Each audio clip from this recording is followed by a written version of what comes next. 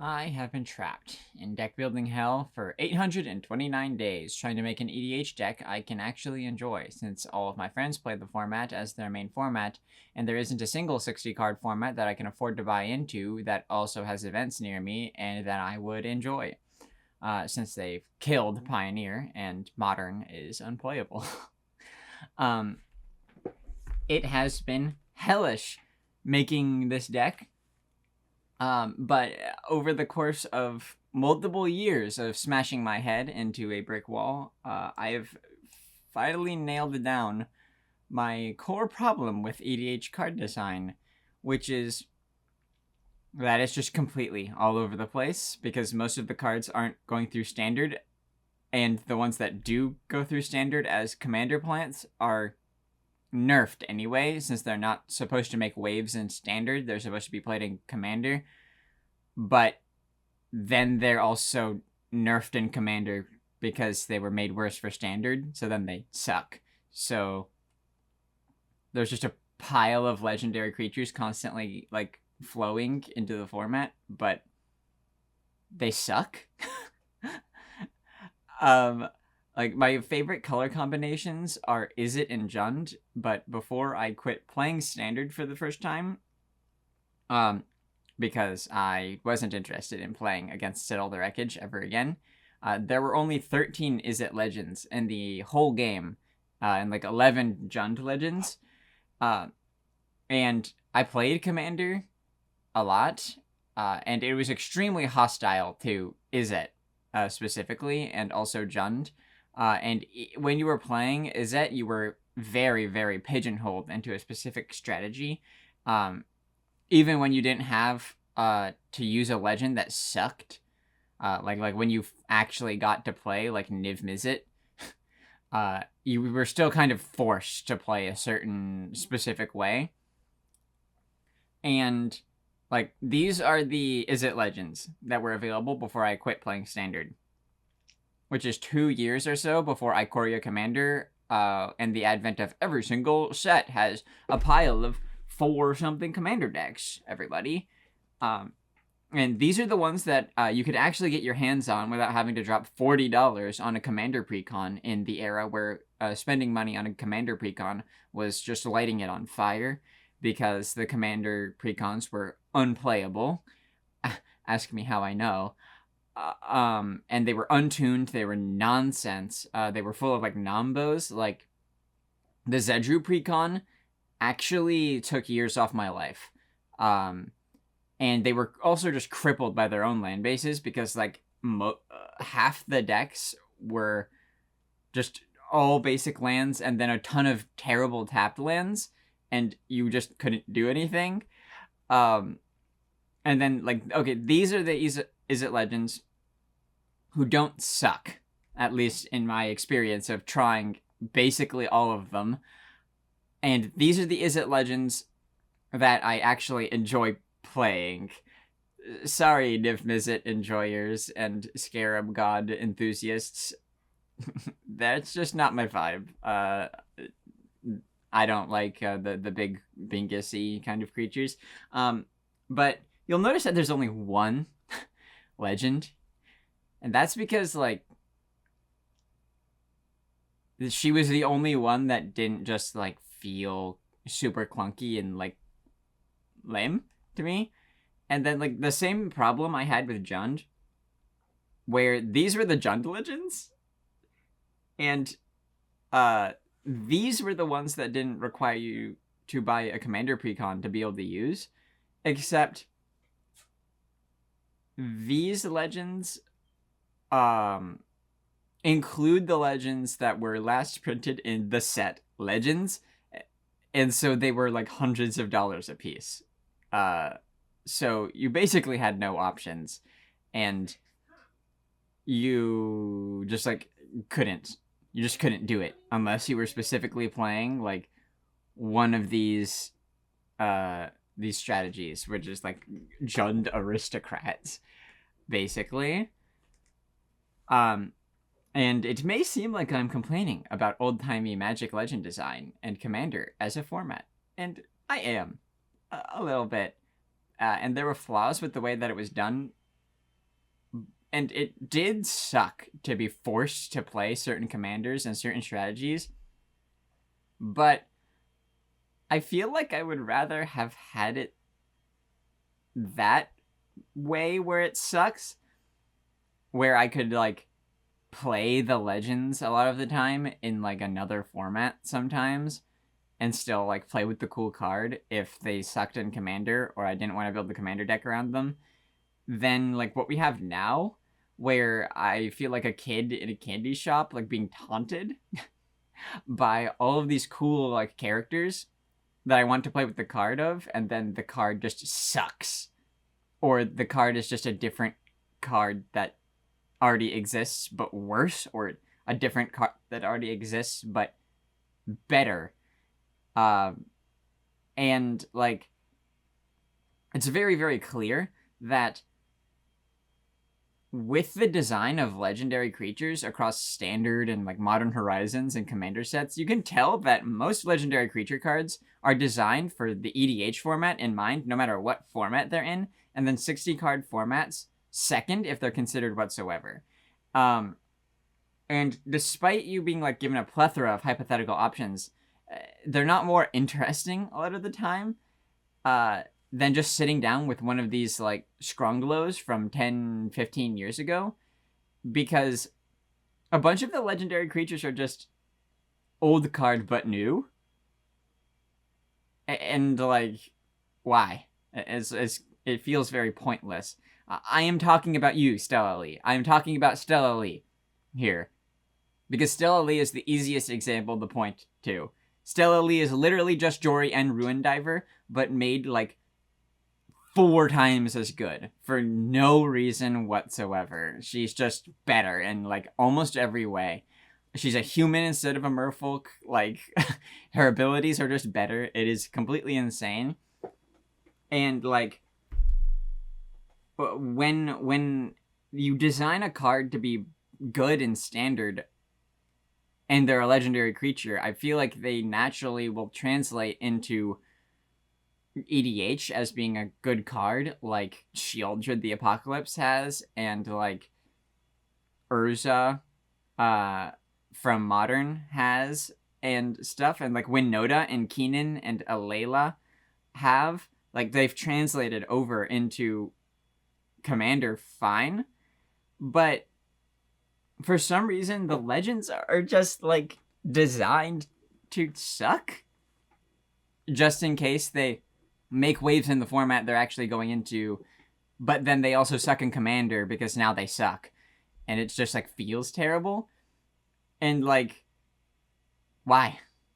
I don't understand, because there are so many cool legendary creatures that keep coming out that would have been extremely cool to play in like standard or in Pioneer, you know, if they gave Pioneer any support and made the format not suck. And they are just not able to be played in 60 card, and then they also feel terrible to play in Commander, because like the only way to play them in Commander is to play like literal like unplayable shitbox decks to get them to work at all, and then you're still going, you know, playing with a terrible card.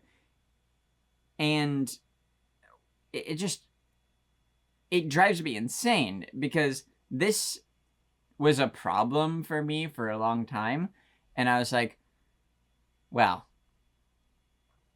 and then, you know, they're gonna print the Commander, or they're gonna print the legendary creatures for Commander because it's their biggest format or whatever. And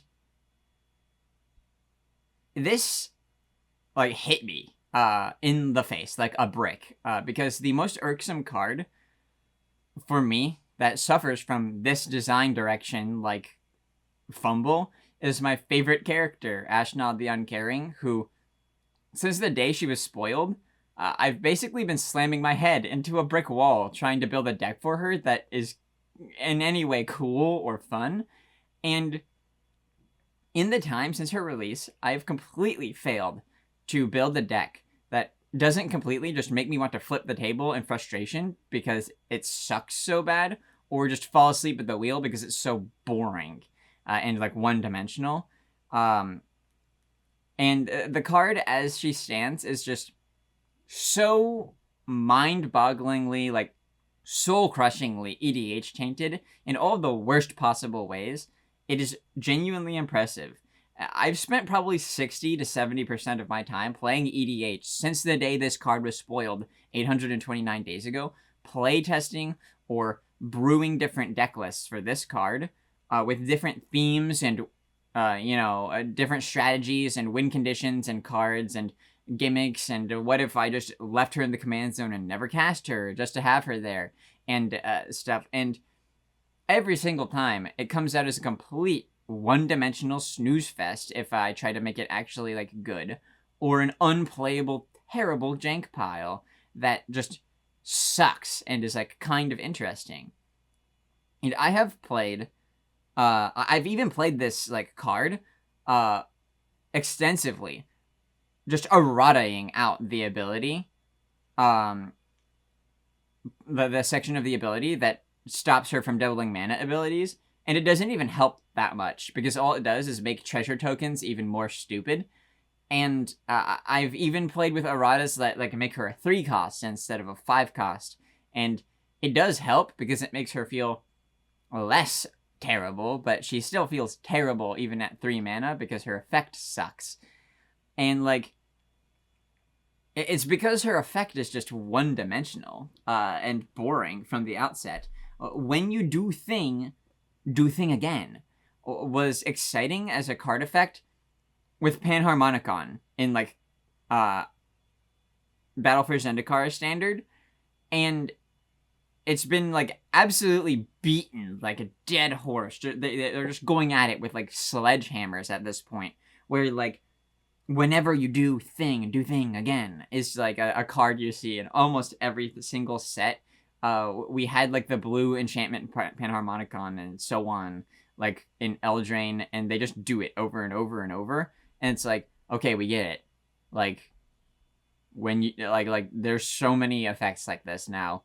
And like on top of the fact that this card sucks, it has a built-in like downside mechanic for no reason, and creates a non-bow with the most famous, most relevant to the idea of the card, Ashnod card, which is Ashnod's Altar.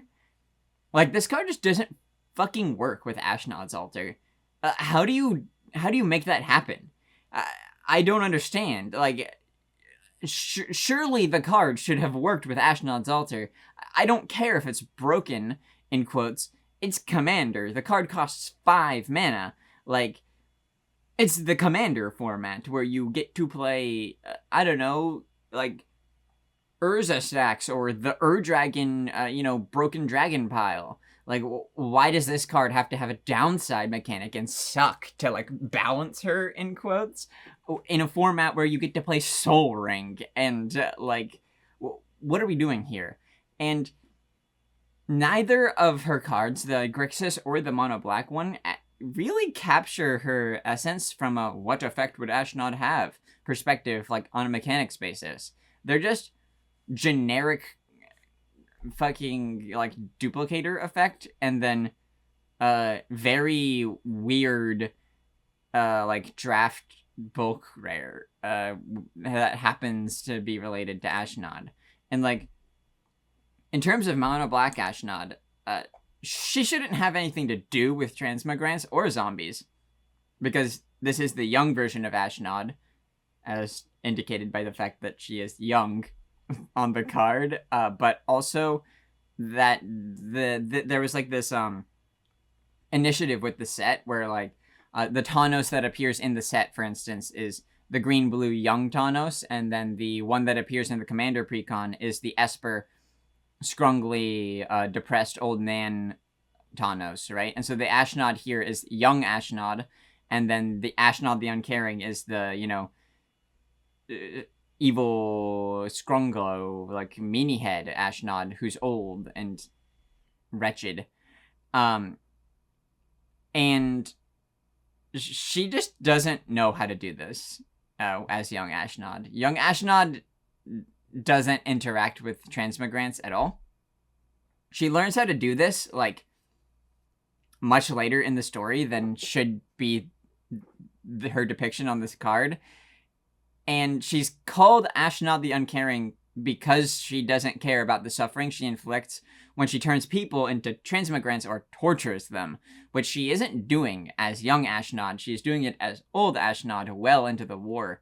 Ashnod is around in the story for 11 entire chapters before she makes her first transmigrant. And when she makes her first transmigrant, she's older already by like 5 to 10 years or something. Young Ashnod's most notable invention is her staff, which uses like electric signals to trigger people's pain receptors and stun them. This staff is reflected in her Grixis art, but not mechanically represented on a single card from the Brothers' War, as far as I've been able to tell, despite it being the central like idea of multiple chapters of the book, where she's smuggling the staff or impressing people with the staff or using it to fight a demon or such. And it's just absent from her cards. Additionally, Ashnod at any age does not have anything to do with zombies whatsoever. Transmigrants, this may come as a surprise, are not zombies. They're cyborgs. They're like Phyrexians. That's kind of like part of the freaky thing about her in the book, is that like she's doing the Phyrexian thing, sort of. Like, she's encouraged to go down the path of just doing the Phyrexian style, like, stuff. And so you would expect the transmigrants to be human horrors, or construct horrors, or golem horrors, or golems, or human golems, or something like that. Like, there's an entire chapter of the Brothers' War book, which conceivably the people on the design team should have had at least one person, like, read to be able to port the book, that lays out what a transmigrant is. And they're people that Ashnod brainwashes and, like, surgically augments into cyborg warriors. They're intelligent-ish, kind of, and they're distinctly flawed because they're not zombies or magical, but they are biomechanical, like, lobotomites, like from Fallout, I think. There's an entire section of the book where the main conflict for the Mishran side of the war is that they're incapable of doing things like necromancy, and so the dragon engines that they stole from Phyrexia can't be brought back to life when they die. So too are they incapable of reviving a dead human. The first thing a transmigrant does when Ashnod shows off her first one is die after killing like 4 people because its human organs fail during the combat test when they stab it, and then its like heart and lungs break. Zombies don't need a heart or lungs to live because they are animated by magic.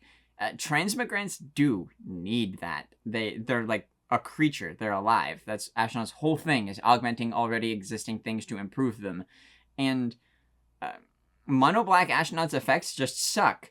She isn't even really useful in draft to the times that I drafted her, and she kind of sucks in EDH and was unplayable in 60 card. Trust me, I've tried. I've played Satay's a Mono Black Ashnod list, and I've modified it, and it was interesting enough, but she just sucks, and it is really disappointing. And Grixis Ashnod is similarly frustrating on multiple axes because her effect has nothing to do with any of her actual characterization or actions or skills other than a very surface level, she sacrifices things to get things, which is true of like 90% of Grixis characters. It's not like an Ashnod specific thing. That's kind of like the whole Grixis thing.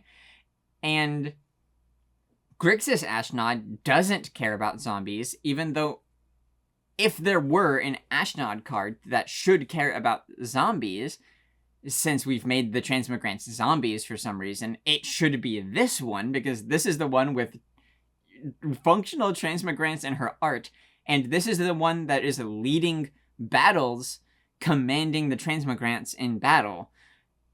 She doesn't feel good at all. But even if you try to force a silly zombie deck with her, with a density, a high density of cards that she doubles that are within the archetype, like she just sucks.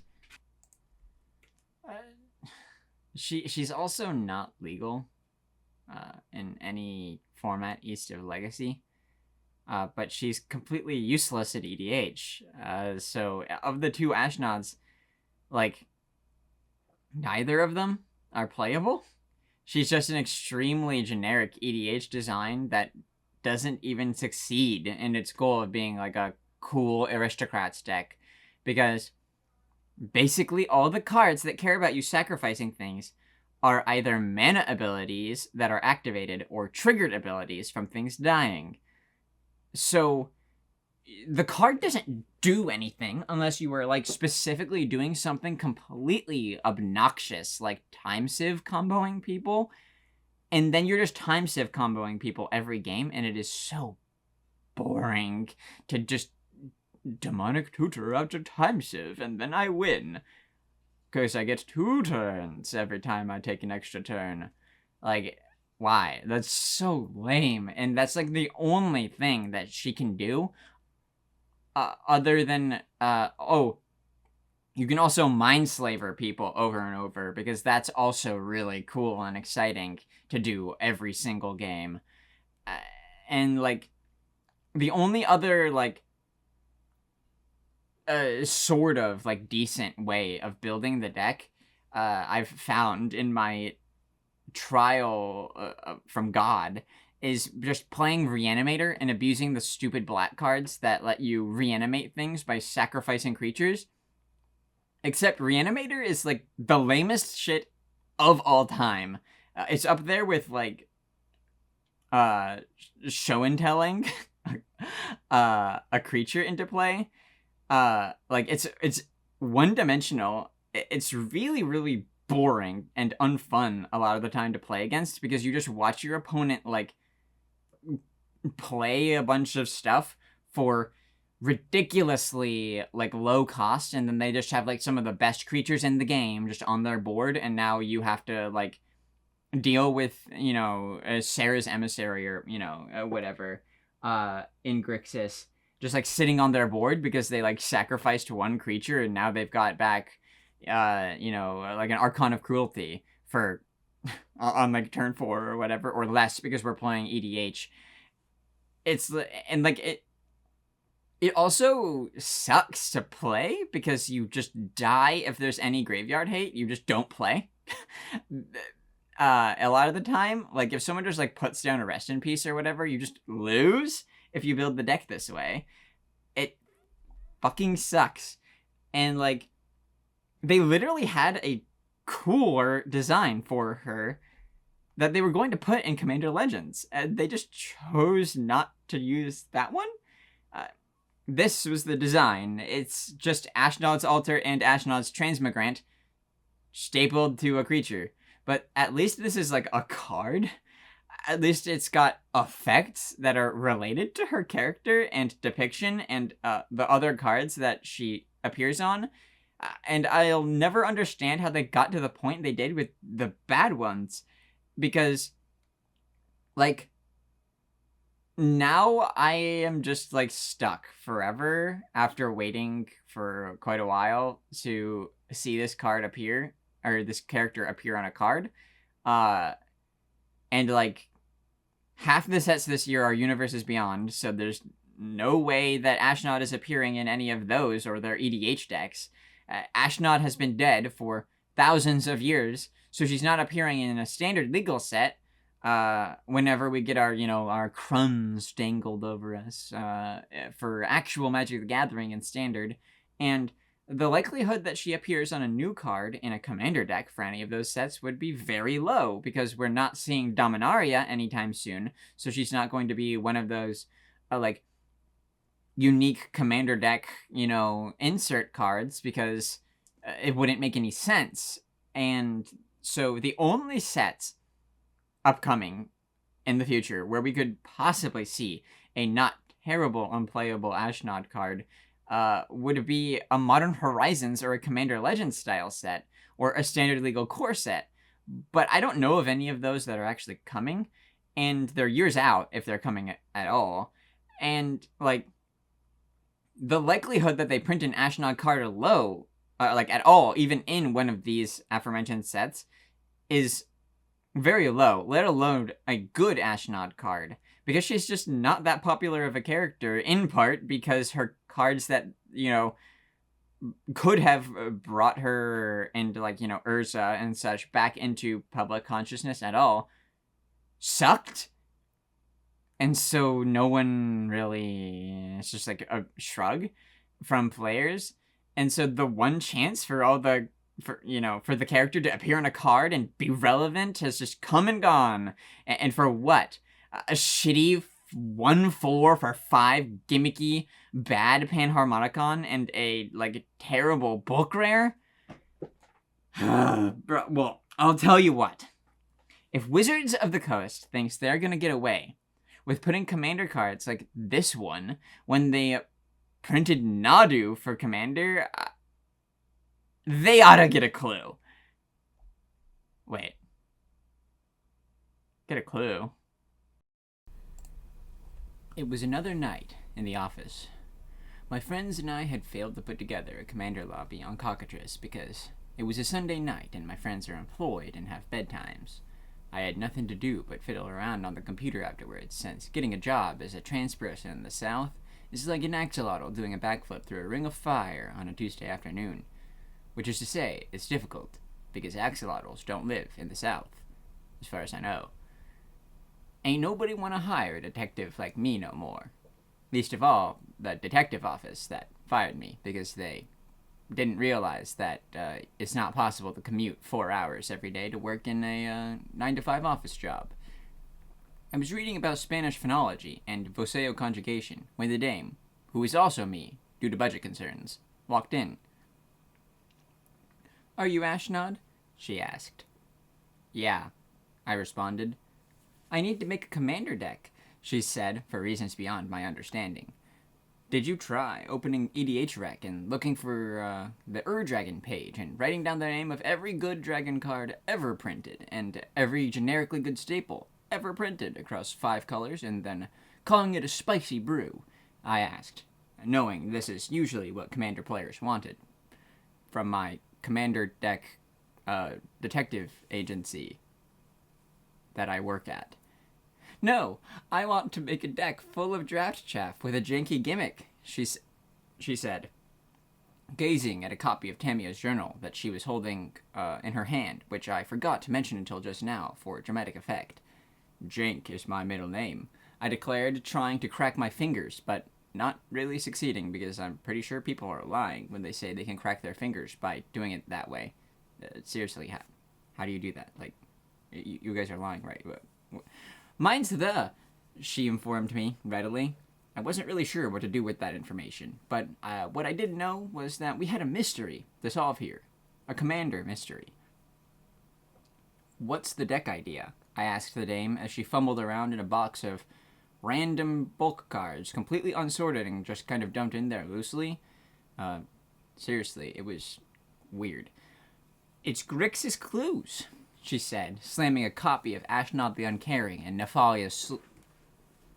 Eloise, Nephalia Sleuth, onto my desk. "Whoa.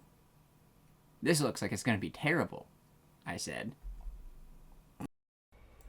This is a grinding, artifact-based Grixis Aristocrat deck. The general game plan is to use clue tokens to draw cards and gain passive benefits through their sacrifice with random garbage on our board. With Ashnod being a command zone option to double the potency of the clue tokens in the event that there's ever a window for this 5-mana do-nothing stinker to stick on the board for more than 1 turn cycle.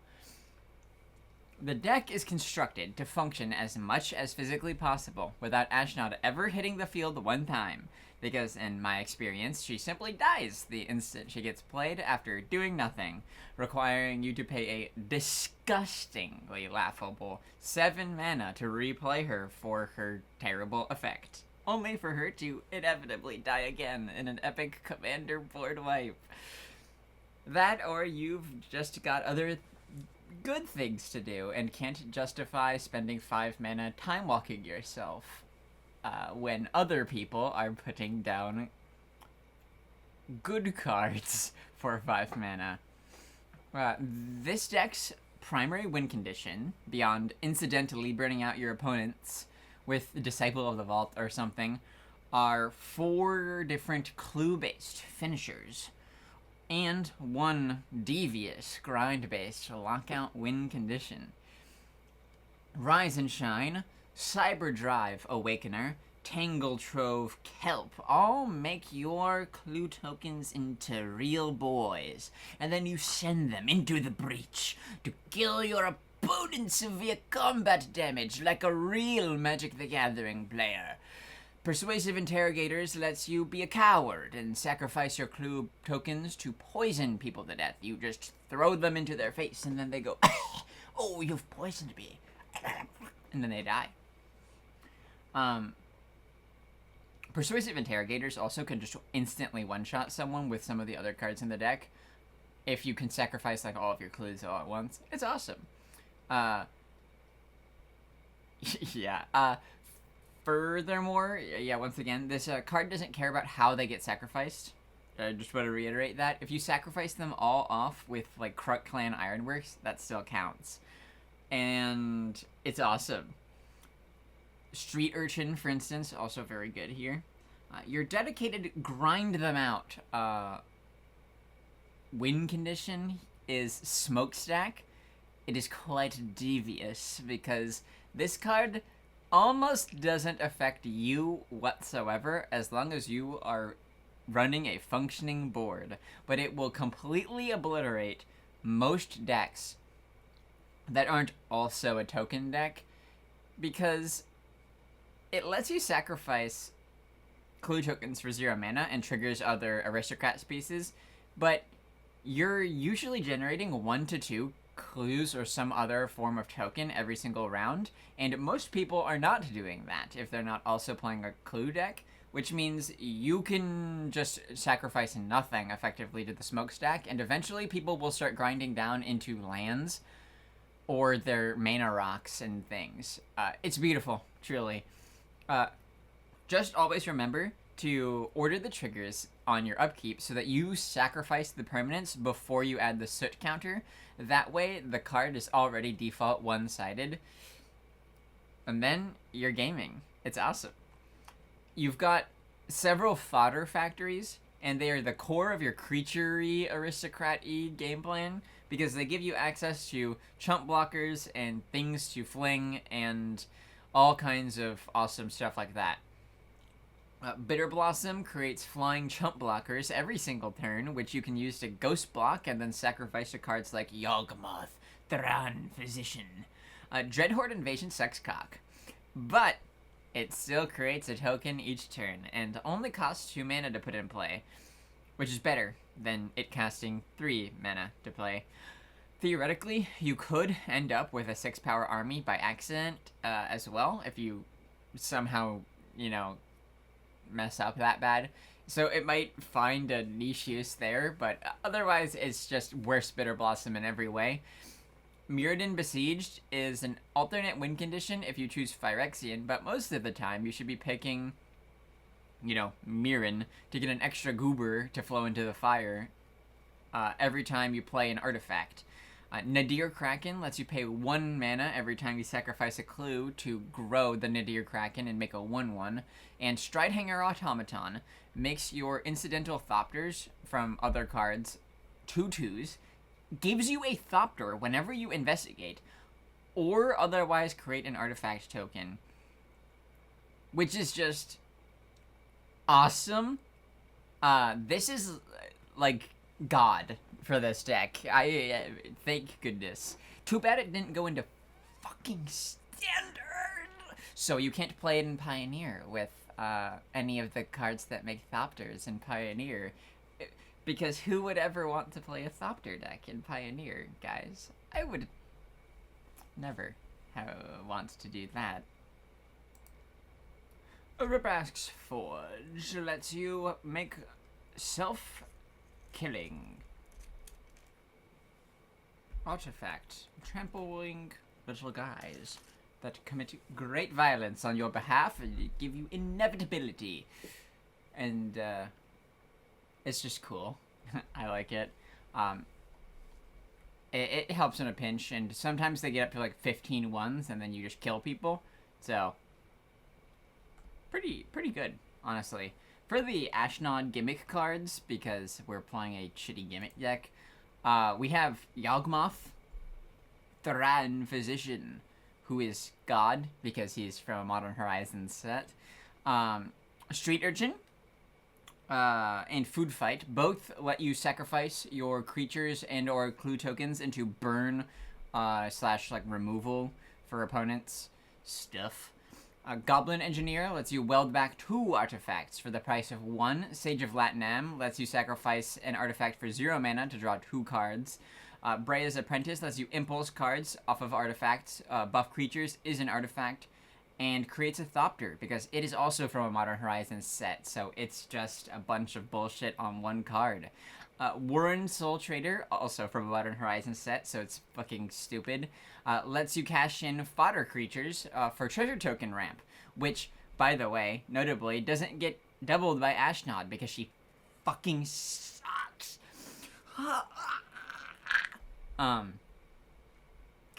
Aether Spellbomb is a recurable cantrip / bounce spell which triggers our artifact sacrifice synergies. Commander Sphere, Mind Stone, Dimir Cluestone, Dimir Locket, all of these are recurable mana rocks, which are also sort of cantrips, which are also sort of divination or shitty divination, depending on which one you're using. Executioner's Capsule is a recurable Doomblade, and Pyrite Spellbomb is a recurable shock or cantrip. I was considering putting in Attrition instead of Executioner's Capsule, since it's really good and better than the capsule, but then I remembered that Ashnod doesn't double enchantment abilities, because she fucking sucks. So instead, we must make use of much worse cards, which are already kind of questionable in the first place, because Attrition's not that good, actually, since it hits non-black creatures. Goblin Welder, Goblin Engineer, and Emery Lurker of the Loch let you weld back or otherwise recur non-token artifacts for extra value. The Goblins let you trade in clue tokens for real cards, whereas Emery just lets you just get back your gimmicky garbage artifacts from your graveyard. And some of the good ones. We also have clue payoffs / cards that care about clues in the first place. Erdwall Illuminator of Shadows over Innistrad limited fame will give you double clues. Sort of. Cribe Novelist will refund half the mana you use to cash in a clue. Or in some cases, all the mana you paid, allowing you to sacrifice all of your clues all at once for massive amounts of burst draw. A Forensic Gadgeteer will have the investment cost for cashing in clues, and she also makes them whenever you cast an artifact, which is about a quarter of the deck's cards. Krark Clan Art...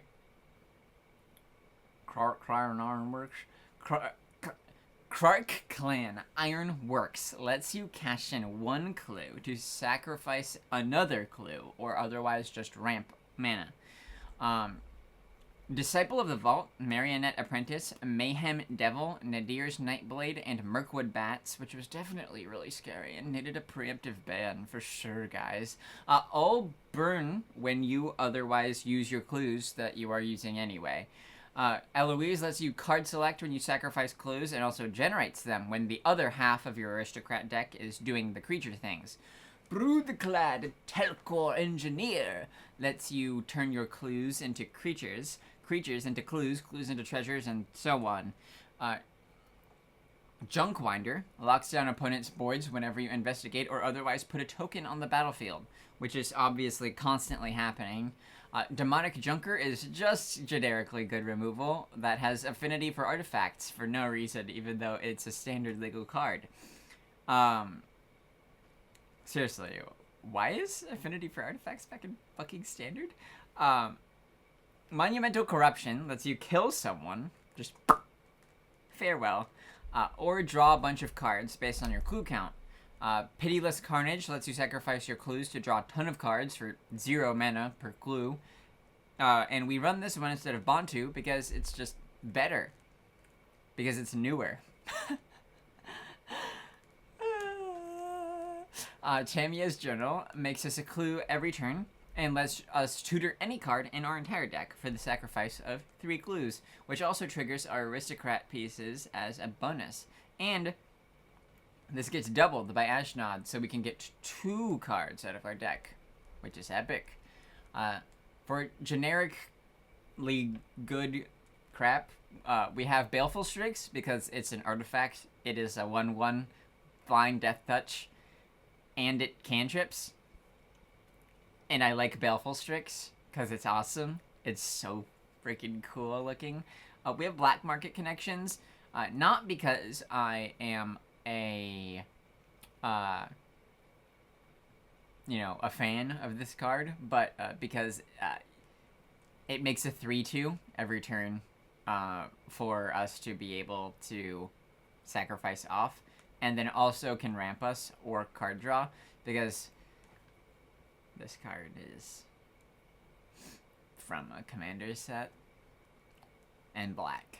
So yeah. Morbid Opportunist lets you draw a card whenever another creature dies anywhere on the board once per turn, which theoretically should be all the time in any commander game. And it at minimum cantrips, even if there's a board wipe, which is just good. Braids is like baby smokestack that draws you cards. And since commander players aren't going to be sacrificing artifacts to Braids, you can just throw clue tokens into her, no problem, and boom, free stonks. Like, if you have Braids out and you just sacrifice a clue token and everyone else just has their bum-ass Arcane Signet sitting on the field, they're gonna be like, in most situations, like, no, I don't want to sacrifice my Arcane Signet. I will give my opponent a card. And then you draw 3 cards for the price of sacrificing 1 clue token or a land sometimes. It's epic. We also have our Detective Agency, which are these guys. Homicide Investigator investigates when a non-token creature you control dies, and once per turn. This is like Eloise if she sucked, but it's also 2 mana. So I guess we can take what we can get.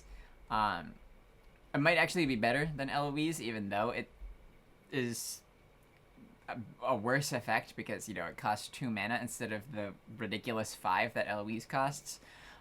Lazov is incidental graveyard hate for individuals who play graveyard decks that I respect. And Lazov, they also investigate. They can become something of our own if we've exiled one of our dead guys or some scary thing we've eaten from an opponent. Malcolm is like Jory N. Ruin Diver if she was printed in 2024. And Tamio meets the Story Circle. Lets us potentially discard our entire hand and make twice that many clues, which could, in some situations, just instantly win the game from the enters the battlefield effects. Or, if we've got a way to sacrifice them all immediately after making them. Nick Valentine lets our artifact creatures turn into clues when they die, including tokens like Thopters or clues themselves. I considered using March of the Machines in this deck with effects like this to just infinitely create dying and respawning clue creature tokens, but that's fucking boring. And really lame, because if people know you can just do that, then they will just murder you for playing a lame deck, or a deck that can just instant win out of nowhere by playing a card like that. Detective Satchel makes us clues, it makes us Thopters, and it can be sacrificed and recurred by other cards. Ethereal Investigator spawns us fodder, and spawns us clues. Transmutation font lets us regularly make clues or food or blood, which can be helpful in a pinch when you don't want a clue, but it's helpful in general. It can also Kuldotha Forgemaster away artifact tokens, such as Thopter Treasure Clue, into a more relevant in-deck artifact. Forensic Gadgeteer is obviously a detective who makes clues and makes the clues easier to use. Eloise makes clues on creature death, gives card selection, and is just, frankly awesome. Tamio's Journal regularly investigates and can tutor relevant cards out of the deck. Academy Manufacturer gives you more tokens whenever you clue, and Persuasive Interrogators makes clues and, can just kill people. I'm a firm believer in not putting sweepers in EDH decks. They're boring. They're lame. They suck. If there are sweepers in your deck, I think they should be doing something specifically useful, and this one does. Terrasaire's Devastation is a sweeper that also potentially can just give you a huge pile of artifact tokens that you can use for the whole game to pop clue tokens. Whereas, Damnation is not used, and neither is Toxic Deluge, because they don't leave behind the Power Stone tokens. The main reason this card is in here is because of the Power Stone tokens, more than the board wipe. For the mana base, we have Arcane Signet, the stupidest commander design mistake ever, other than Command Tower. We have Felwar Stone, we have Mind Stone. We use Dimir Cluestone and Dimir Locket as Ashnodable rocks that we can weld back. Inspiring Statuary turns every single clue into a Mind Stone. A Generous Plunderer makes treasure tokens each turn at the cost of giving the biggest loser at the table also a treasure.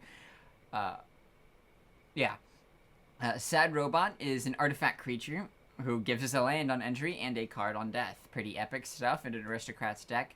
Pitiless Plunderer turns all our dying creatures into mana ramp, including token creatures. Remember, token creatures feel Plunderer. It's beautiful. No idea why they do, though. It's very strange. Other than these, there are 36 lands. None of them are particularly exciting, except for Secret Passage, which is a Dimir land that we can use to investigate in a pinch. I use this one instead of Havengul Laboratory because it makes colored mana. I've tried it with Havengul Laboratory. That card kind of sucks. Really bad. We have 10 fetchable lands and 3 fetch lands. You could have more fetch lands if you used off-color fetches, but I don't care to have them because over the course of the game, spending something like 7 to 10 life fetching and shocking adds up because this deck does not have very much life gain. I use Zendikar fetches because I don't care for Onslaught ones, and I think if I had to be reminded of Tarkir Standard every time I played my deck, I would cry. We have 9 basic lands because that's responsible, and basic lands are good. Use the Brothers War Full Art Basics with the Mishran artifact creatures for greatest success possible. I have tried them without these Mishran basic lands. The deck performs worse. That's fact. We also have the Innistrad slow lands, making sure, of course, to use the gloomiest versions of the lands. And we run a few rainbow lands of varying quality, such as City of Brass, Command Mistake, Exotic Orchard, Forbidden Orchard, Mana Confluence, Reflecting Pool, and Crumbling Necropolis. I use the Commander Collection Black Command Tower because it's spooky and gloomy. There's also a copy of Urza's Saga because it's awesome. I love Urza's Saga, but it only has 2 targets in the whole deck, Aether Spellbomb and Pirate Spellbomb. Could be useful to have more targets, but I don't care. It's not a big priority to me, frankly, and yeah, that's the deck.